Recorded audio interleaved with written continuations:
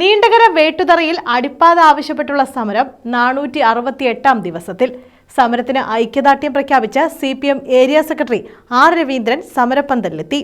നീണ്ടകര വേട്ടുതറയിൽ അടിപ്പാത നിർമ്മിക്കണമെന്നാവശ്യപ്പെട്ട് സംയുക്ത സമരസമിതി നടത്തുന്ന സമരത്തിന് പിന്തുണയേറുന്നു. സമരത്തിന്റെ 468-ാം ദിവസം CPM area secretary R. Raveendran സമരത്തിന് ഐക്യദാർഢ്യം പ്രഖ്യാപിച്ച് സമരപ്പന്തലിലെത്തി. സമരത്തിന് എല്ലാവിധ പിന്തുണയും ഉണ്ടാകുമെന്നും അദ്ദേഹം കൂട്ടിച്ചേർത്തു.